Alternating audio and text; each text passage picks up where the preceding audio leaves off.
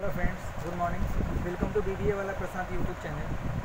এটা বেঙ্গলি ভার্সনের জন্য বলছি, আমি বেঙ্গলি মিডিয়ামের জন্য, বা যারা বেঙ্গলি আছো, ঠিক আছে। ইন্ডিয়া পোস্টের ভ্যাকেন্সি আসতে চলেছে জুলাই থেকে আগস্ট মাসের মধ্যে, এই মাস থেকে নেক্সট মান্থের মধ্যে চলে আসবে। অল ইন্ডিয়া ভ্যাকেন্সি 2025-এ আসতে চলেছে। কোয়ালিফিকেশান মাত্র 10 পাস, কিন্তু এর জন্যে মাধ্যমিকে পার্টিকুলার পার্সেন্টেজ লাগবে।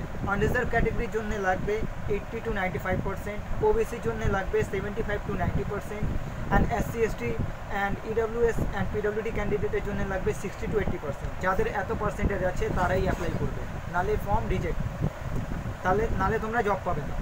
এতে কোনো এক্সামিনেশান নেই, ডাইরেক্ট রিক্রুটমেন্ট আছে।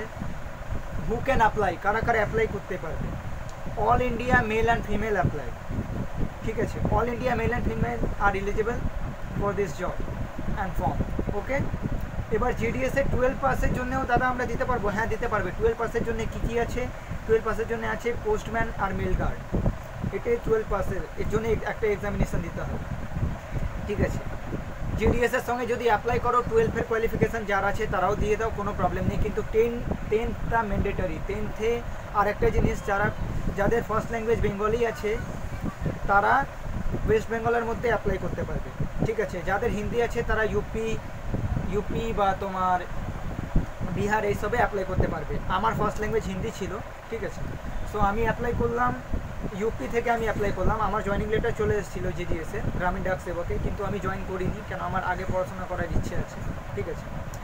BSF-এর মেডিকেল আমি ফেল করেছি, মেডিকেল আমার হয়নি, অ্যান্ড রিটেন আমি ক্লিয়ার করে দিয়েছিলাম, BSF কনস্টেবল।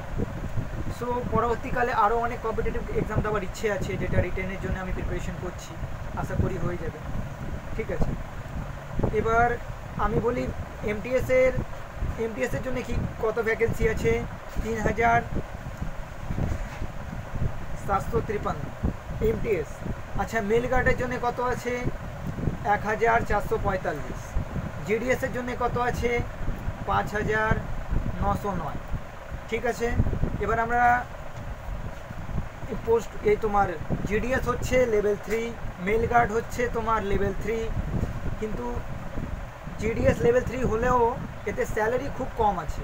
যাদের পরবর্তীকালে পড়াশোনা করার ইচ্ছে আছে তারা কি করবে? তারা যারা খুব মিডল ক্লাস ফ্যামিলি তারা এই ফর্মটা অ্যাপ্লাই করো, যাদের পার্সেন্টেজ খুব ভালো হয়েছে মাধ্যমিকে। আমি আগেই বলে দিচ্ছি, উইথাউট পার্সেন্টেজ এর মধ্যে সিলেকশন পাবে না, ঠিক আছে। অনেক এরকম কম্পিটিটিভ এক্সামিনেশন যেরকম SSC MTS আছে, যাতে কোনো পার্সেন্টেজ রিকোয়ারমেন্ট, কোনো পার্সেন্টেজ লাগে না। ডাইরেক্ট 10 পাস হলেই তুমি এক্সাম দাও, সিঙ্গেল এক্সামিনেশান, ওই পিওনের জবটা তুমি পেয়ে যাবে।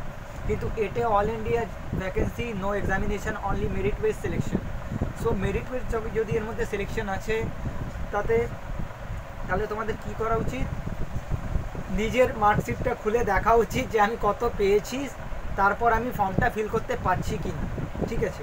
অনেক ক্যান্ডিডেট 90% পেয়েছে, অ্যাপ্লাই করে দিচ্ছে। কোভিডের মধ্যে অনেকজন ভালো হয়েছে, অনেকে সিলেকশন হয়েছে, ঠিক আছে। প্রত্যেক বছরই ভ্যাকেন্সি বেরোয়, ঠিক আছে। তোমরা দিতে পারো।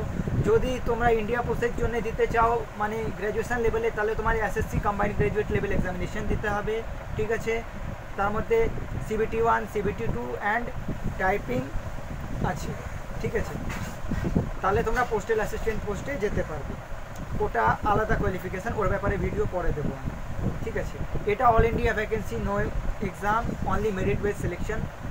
All India male and female eligible for this job, ঠিক আছে। তোমরা এর জন্য এলিজিবল। 18 থেকে 32 বছরের মধ্যে তোমরা অ্যাপ্লাই করতে পারবে। SC ST OBC-রা এজে রিল্যাক্সেশন পাবে। 100 রুপিস ফিস লাগবে ফর্ম ফিল আপ অ্যাপ্লিকেশানে, ঠিক আছে। কার লাগবে? General and OBC।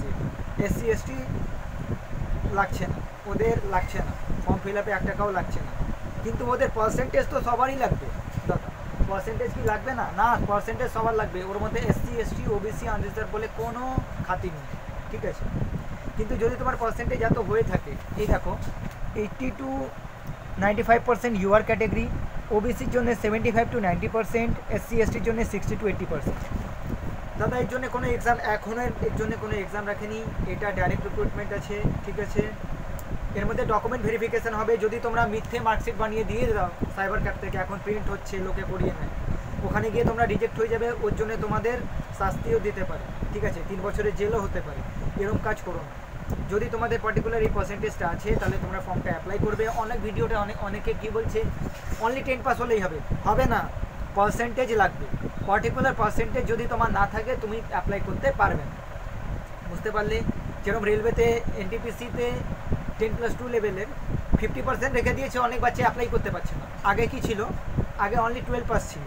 গ্র্যাজুয়েশন লেভেলে কোনো পার্সেন্টেজ নিয়ে অনলি গ্র্যাজুয়েট হলেই তুমি স্টেশন মাস্টার, ট্রেন ম্যানেজারে অ্যাপ্লাই করতে পারবে। এটা হলো রেলওয়ের কথা। এখন আমরা ভারতীয় ডাক ইন্ডিয়া পোস্টের কথা বলছি।